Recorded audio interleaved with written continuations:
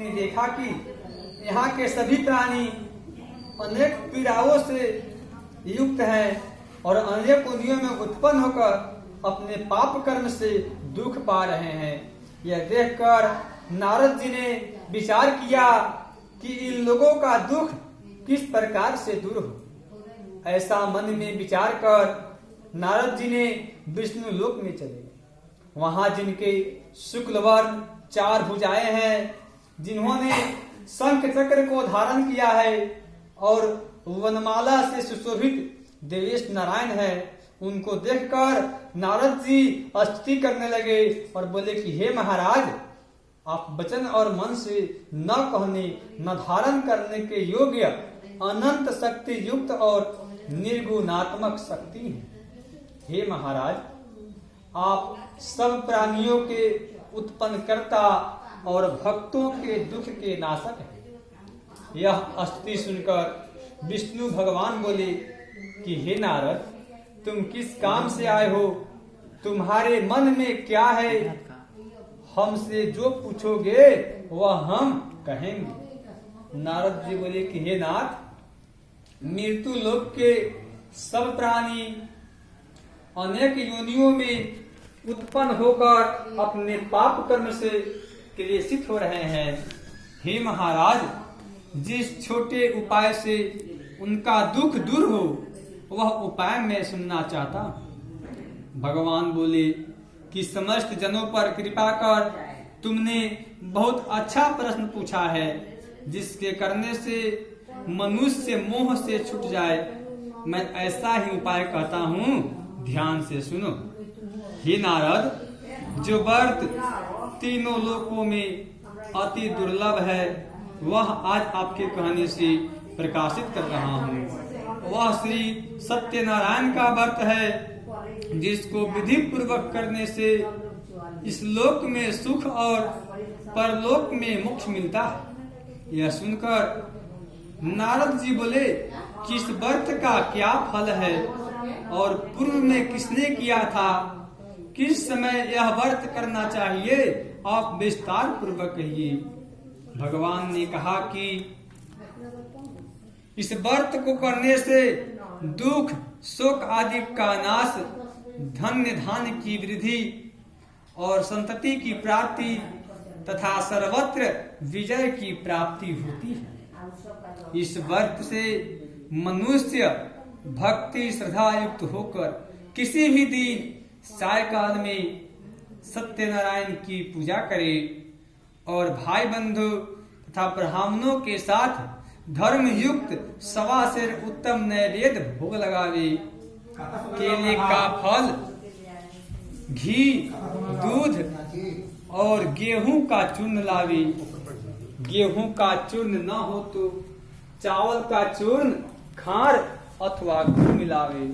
1.25 पाव अथवा 1.25 सेर के हिसाब से मिलाकर भक्ति से श्री सत्यनारायण को नैवेद्य लगावे। अपने भाई बंधुओं के साथ कथा सुनकर ब्राह्मणों को दक्षिणा दें। श्री सत्यनारायण को प्रसाद को अपने भाई बंधुओं के साथ खाकर रात्रि में नृत्य गीत आदि गाएं। तदनंतर सब श्रोतागण श्री सत्यनारायण का स्मरण करते हुए अपने अपने घर जाएं। इस प्रकार व्रत करने से मनोवांछित फल मिलता है। विशेषकर इस कलयुग में पृथ्वी पर इससे बढ़कर दूसरा कोई उपाय नहीं है। भगवान विष्णु ने कहा कि हे नारद, जिन्होंने इस व्रत को पहले किया वह कथा सुनो।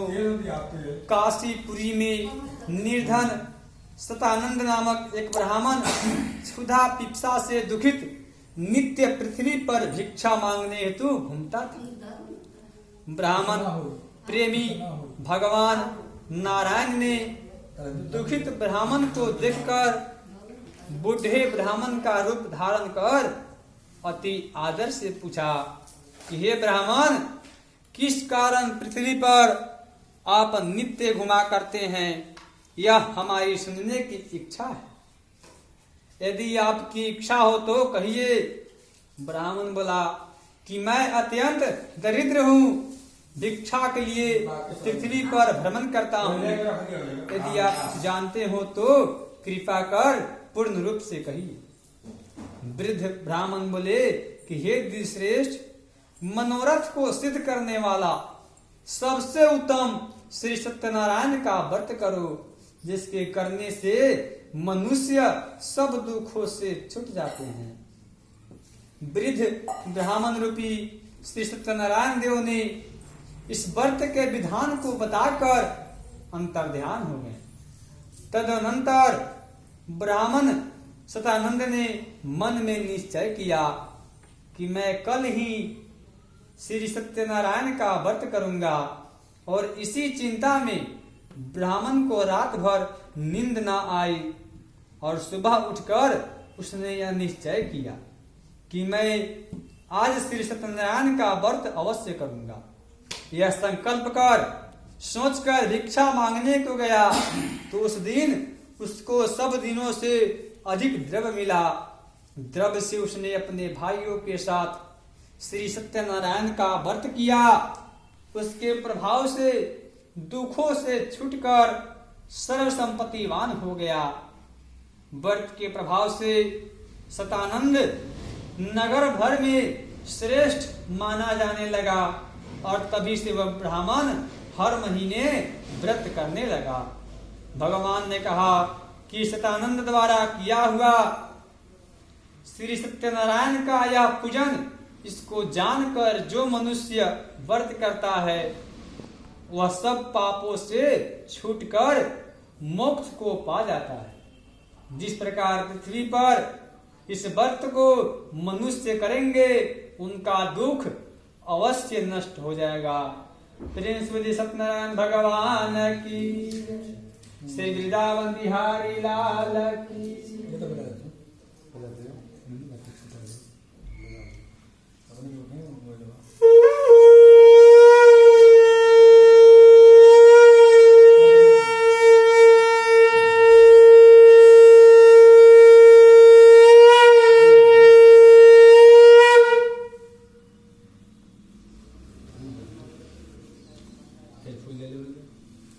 सूत जी बोले कि हे सौनक, विष्णु भगवान ने जिस तरह कहा था वह तुमसे मैंने कह दिया, और दूसरी बात जो हो वह पूछो।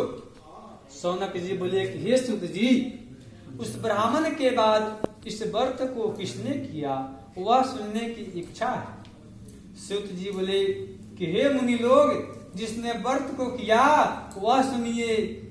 एक समय की बात है कि निज धर्मानुसार निज बांधवों के साथ व्रत को करने को तैयार हुआ। उसी समय एक लकहारा वहां आया। भूख प्यास से पीड़ित काष्ठ के भार को बाहर रख ब्राह्मण के घर में जाकर उसने व्रत करते हुए